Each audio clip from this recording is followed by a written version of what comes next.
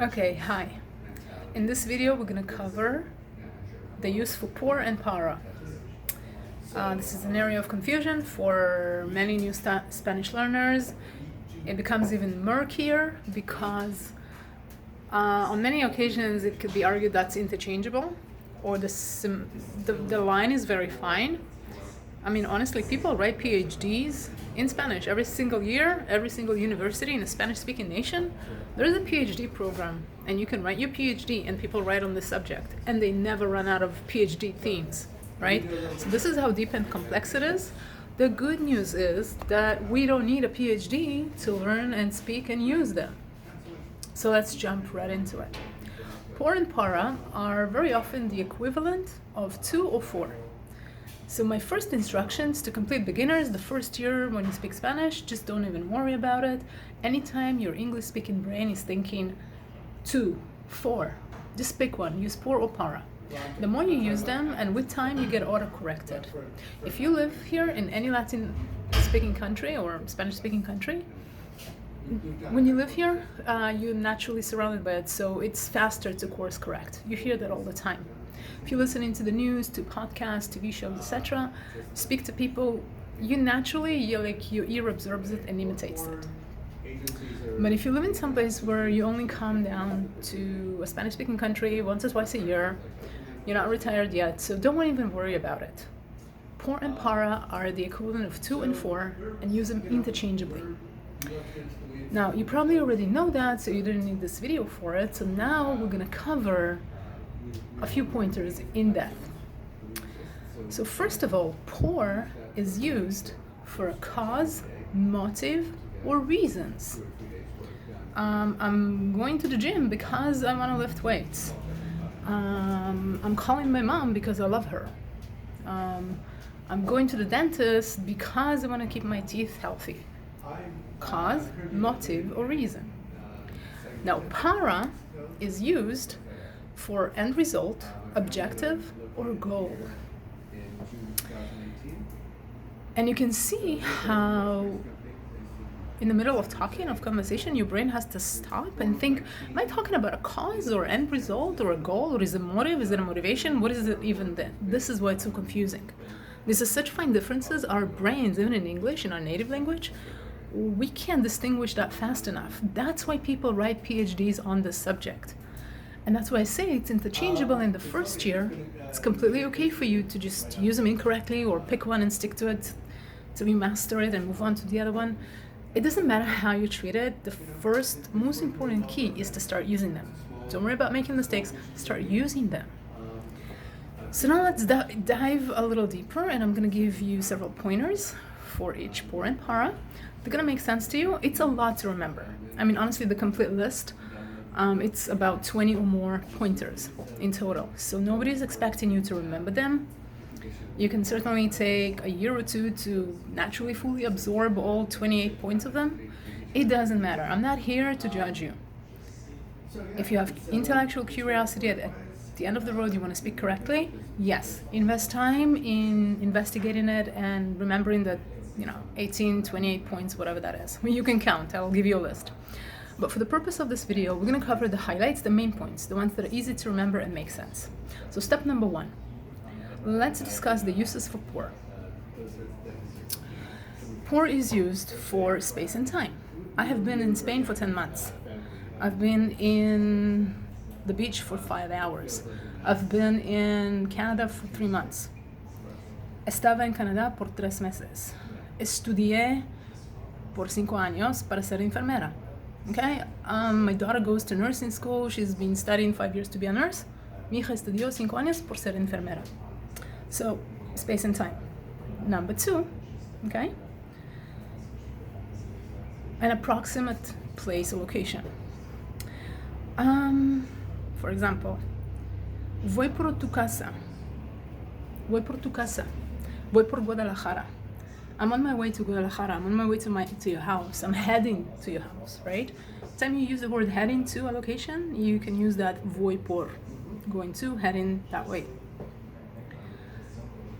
Number three, the use of por That would be for when we speak about interchanging something. Let's say I'll trade you your suspense novel for my romantic comedy book, all right? Or I'll trade you your pillow. I'll trade your pillow with mine, right? So I'll trade you my sandwich for your lunch. Intercambio. Te doy mi libro por tu libro, right? Exchange something for the other. Mi cobija por tu almohada. When we interchange something, exchange something, sorry, that's when we use por. Pointer number 4. When we speak of the price, when an item is for sale, the selling price. I'm selling my car for $500. Vendo mi coche por $500. This house is for sale for $500,000. Esa casa es por venta por 50,000 millones. All right? So price for sale. You're gonna excuse my crazy examples. I'm just thinking about them on the fly. Price for sale. That was point number 4. Points number 5. Means. Let me send it to you by email. I'll send it to you via text message. I'll send it by courier. Te lo voy a mandar por correo. Te lo voy a mandar por UPS. The only way to get to that island is by seaplane. Solo por avión. The only way to get there is by boat. Solo por bote. So, means of sending something or arriving by means. Plane, boat, courier, UPS. Por. Another one that is very exotic, at least in Mexico it's used so often, por is used for the equivalent of buy.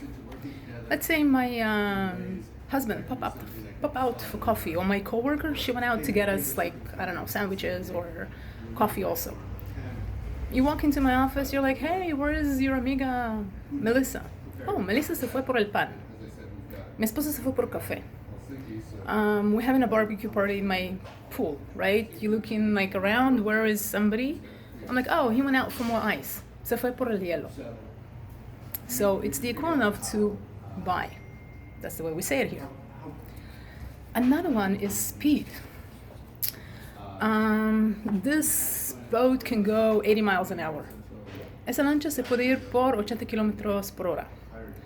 The speed limit on that road is 50 miles an hour. El límite es 50 kilómetros por hora. So, speaking of speed, that would be por. Also, the way we use it, number 8, the parts of the day. Por la mañana, por la tarde, por la medianoche, por la madrugada. It's just the way we say it here. I don't know. I slept really badly. Oh, really? What time did you wake up? Por la madrugada. Woke up around dawn. We speak about the parts of the day, we say por la mañana, por la tarde. Next. Point number 9. When you are on the verge of doing an action. I'm just about to leave the house. I was about to call you. We're about to go out. Estamos por salir. Los huéspedes son para llegar. The guests are about to arrive. Están por llegar. I told you, there's a lot of things to remember, and you can't always do that in the middle of conversation. Nobody's expecting you to. If you're putting that amount of unrealistic pressure on yourself, stop now. It's really never going to happen unless you have photographic memory, and very few people do. You're probably going to struggle with them, like the rest of us, for about 2 or 3 years. The good news is that I provided you a list. It's a cheat sheet. You can print it out, you can look at it, you can download it to your phone. There is a list. You have an easy guide, how-to guide, fill in the blanks formula, and the bottom line, remember, you can use them interchangeably for the first 1.5 years. So let's continue. Now let's cover the use of para. So para, we're using that when we speak about end result, objective, or goal. Which, if you think about it, the end result, the objective, and the goal are pretty synonymous words. I'm pretty sure if you open a dictionary, it'll tell you it's synonymous. However, sin embargo, there are slight differences. That's why we need 3 words. They actually precisely describe something that is similar but not quite the same. So let's go for it. Number 1, we use para for the end result. I'm going to the dentist to keep my teeth healthy. I'm going to the gym to work out and lose weight. Voy por el gimnasio para ejercitar. Voy por el dentista para limpiar los dientes. I'm going to the dentist to clean my teeth. Voy al dentista para limpiar mis dientes. End result, a goal, right? Going to the dentist, clean my teeth. Go. All right. Another way we use para, number 2, is a due date or a deadline. We need your reply by Monday. The homework assignment is due by Wednesday.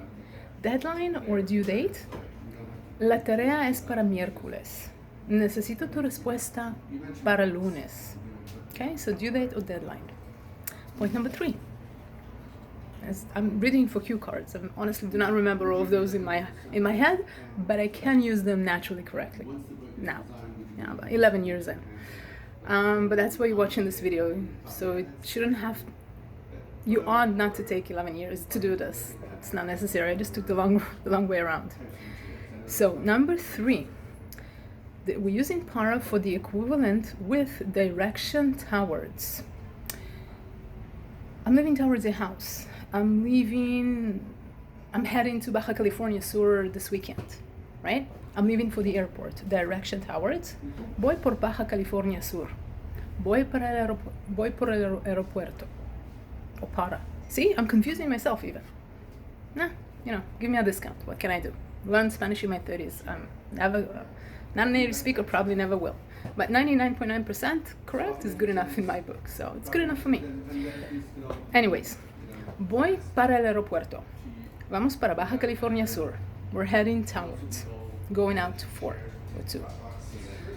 Number 4, using it, talking about destinations.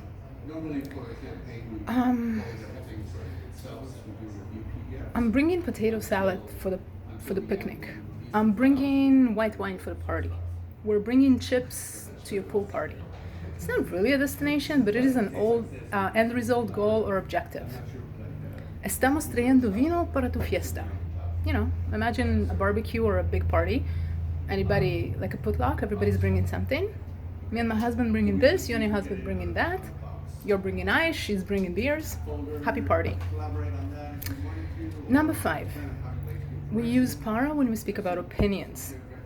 Para mí, lo más importante es jugar con mis hijos. For me, the most important thing is to play with my kids. Para ti, aprender otro idioma es muy difícil. For you, to learn a new language, it's very difficult. Opinion, right? Number 6, and the final point, we use para when we talk about usage. For example, this seat is for kids. This ride is for kids over 5 years old. This lotion is especially for dry skin types, or this conditioner is for colored hair. So, esta crema es para piel seca. Ese acondicionador es especial para pelo colorado. So, usage. We use this for that. That's the end objective, goal, or result, This water is to water the plants. So, you have the full list, and you also have the slide that is like the cheat sheet. And at the end of the day, even educated professors, the people who read the PhD works, the people who sit on the boards of the National Dictionary and Linguistic Council of every Spanish-speaking country, even those people that are highly educated, they agree that por and para are almost interchangeable. And it becomes even more evident when we go outside and we talk to the grassroots people. The maid, the gardener, the pool man, the mechanic, those people, they have never got a PhD. Nevertheless, they're native Spanish speakers. You can hear them, like maybe your book said, use pour for usage and destination, and you're gonna hear your mechanic use it in completely opposite way. People talk the way people talk. We cannot, go argue with the whole nation, throw the book at them. So there's a lot of leeway. There's a lot of maneuvering room with the subject. And I'm gonna give you that leeway. Like, you're off the hook for about 2 years, go use por and para interchangeably with mistakes. But if you really wanted to know, here is your cheat sheet. Good luck, and you can join our Facebook community so you can learn every week, in your own time, in your own pace. Have fun.